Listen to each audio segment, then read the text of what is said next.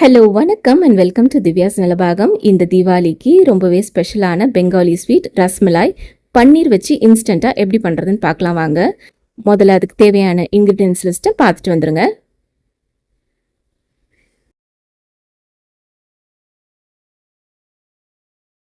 இதுக்கு முதல்ல ராப்ரி செய்யணும். அதுக்கு ஃபுல் ஃபேட் மில்க் வந்து 1 லிட்டர் எடுத்துக்கலாம். இந்த பாலை இப்போ நல்லா கொதிக்க விடுங்க.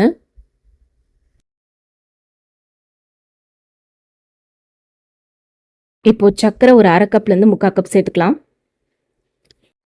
சாப் நட்ஸ், பிஸ்தா, பாதாம், முந்திரி எல்லாம் இந்த மாதிரி கட் பண்ணி வச்சுருக்கேன். அது ஒரு 1/4 கப்லேருந்து 1/2 கப் சேர்த்துக்கோங்க.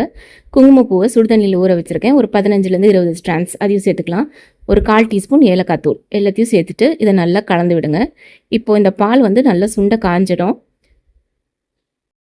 கிளறி விட்டுட்டே இருங்க, அடி பிடிச்சிடக்கூடாது. இந்த மாதிரி 1 லிட்டர் பால் வந்து ஒரு 3/4 லிட்டர் ஆகிற வரைக்கும் கிளறி விடுங்க. அந்த சைடில் இருக்க க்ரீம் எல்லாம் பால் உள்ள தள்ளி தள்ளி விட்டு கிளறி விட்டுட்டே இருங்க. இப்போது சுண்டுனதும் அடுப்பை ஆஃப் பண்ணிவிட்டு நல்லா ஆற விட்டுட்டு ஒரு பவுலுக்கு ட்ரான்ஸ்ஃபர் பண்ணிவிடுங்க. இது நல்லா ஆறுனதும் மூடி போட்டு ரெஃப்ரிஜிரேட்டரில் வச்சுருங்க. இப்போது பேடா பண்ணுறதுக்கு துருவிய பன்னீர் எடுத்திருக்கேன், ஒரு 250 கிராம்ஸ். இதை வந்து இப்போ நல்லா உள்ளங்கையால் நல்லா பிசையணும்.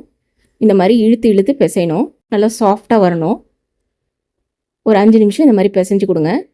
நல்லா சாஃப்டாக மாவு மாதிரி வரும். ஸோ இப்போ இதுலேருந்து குட்டி குட்டி லெமன் சைஸ் பால்ஸ் நல்லா உருட்டிக்கோங்க. இதை வந்து லைட்டாக இந்த மாதிரி ப்ரெஸ் பண்ணிவிட்டு சைட்லாம் கிராக்ஸ் இல்லாத மாதிரி பார்த்துக்கோங்க. கிராக்ஸ் இருந்தால் அந்த சுகர் சிரப்பில் போடும்போது பிரிஞ்சிரும்.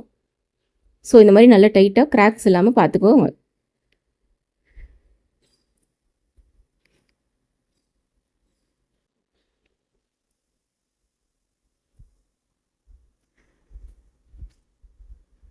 நமக்கு பேடா ரெடி.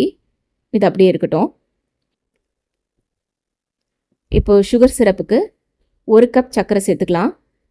இதுக்கு வந்து 3.5 கப் தண்ணி ஊற்றணும்.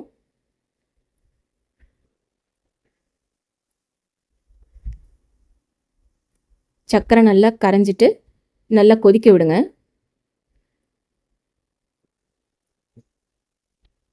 நல்லா இந்த மாதிரி கொதித்து வந்ததும் ஒவ்வொரு பேடாவாக மெதுவாக போடுங்க. முதல்ல ஒரு பேடா போட்டு பாருங்கள்.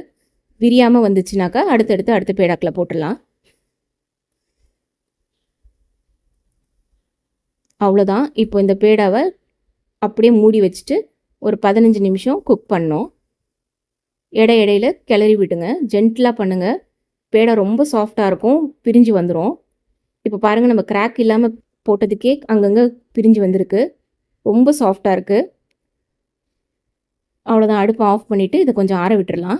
இது வந்து தண்ணியில் போட்டுட்டு அதுக்கப்புறம் ராப்ரியில் போடுவாங்க.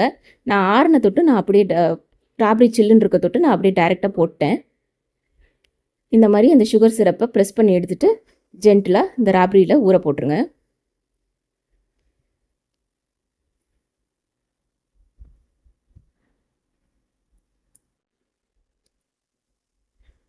இப்போ இதை வந்து ஓவர் நைட் ரெஃப்ரிஜிரேட் பண்ணுங்க.